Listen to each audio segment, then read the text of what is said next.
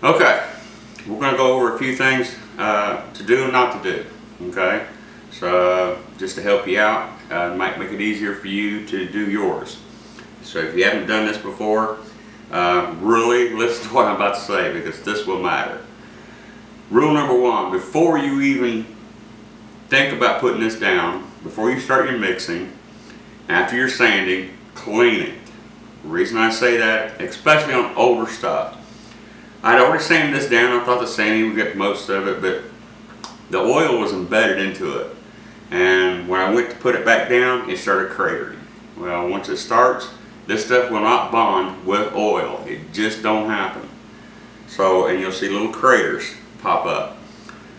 So always make sure your top is clear. I got to go back through. I got a few little craters that we've seen. I can repair that. That's not going to be an issue. It just takes more time. So make sure you do that. If you don't, you will regret it, especially if you do a few of them and everything's coming out smooth and all of a sudden, bam, there it is. It will happen. The next tip would be your brush. Okay, if you do decide to use a brush, make sure it is a high dollar, high quality brush. If you use a little cheap 99-cent brush, what is going to happen is this is an epoxy. Okay, so it's not going to go on like paint. You know, when you sit there and watch it going like this, it just looks like it just flows, but it's pulling. You can feel it pull. And as it's pulling the bristles out of the brush, embeds them into the top. What happened with me, I used a cheap brush. I was just going to touch up the edge, and I ended up doing some of the center, and it put the bristles into the top. And now it took a little more time going through, getting these bristles out, which took away from my time with the heat gun to get my top to lay flat and getting all the air bubbles out. So that's two things that happened on this top that can happen to you that I just never even thought about. I never used a cheap brush before. I just happened to have one. I picked it up, started using it, and voila, it was a mess.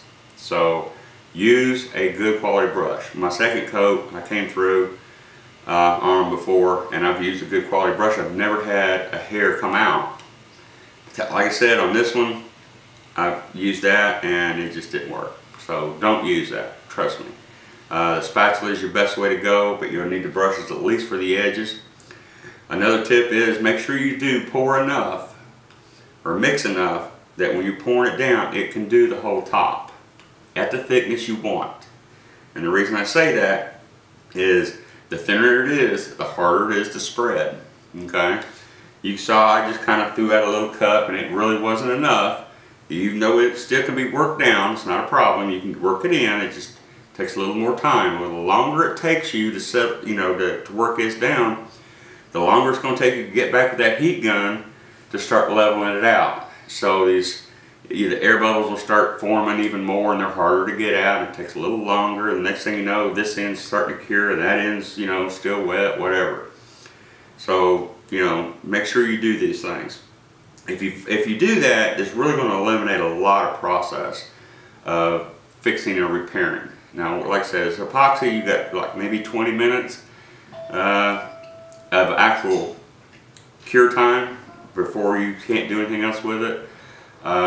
If you're outside, like I usually do, you're talking about 45 minutes. You get a little more cure time. Something about the humidity and the air temperature is really going to affect this. So try to keep your product, your product and your top the same temperature. So if you're going to do it inside, have the product with whatever it is you're going to put on, so they both acclimate to the, the same. It just goes on better, cures better. You have, more even spots, and that's really, really about it. Try to put everything on with your first coat. Take your time, work your heat gun.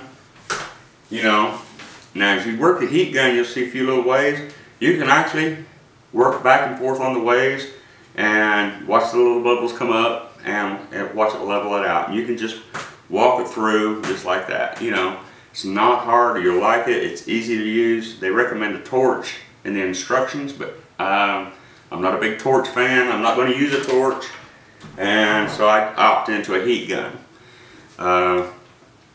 So you can use a low temperature, high temperature. Just depends on how much work time you're going to have, depending on how fast you need to get her done. The low temperature takes a little longer to do, but it does a good job. So try that. As you're doing it, you may want to experiment with the temperatures and the pressure to see what's actually going to work for you, but do not hold that too close to this top.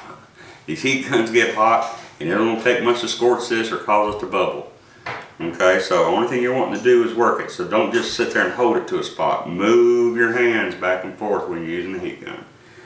And you just keep doing that until it finally cures to where the bubbles are no longer there. Okay, when the bubbles are no longer there, it's starting to get tacky, where the bubbles won't come back up, then you can stop. And until then, you're going to keep working that heat gun. So you can't just go right here, start, do it, and then you're done. You start, you do it, and you go back and do it again until this starts setting up. Now once it starts setting up, you're in good shape. Anyway, if you got any questions, send me an email. Visit my website. Be more than glad to have you visit. And thanks for watching.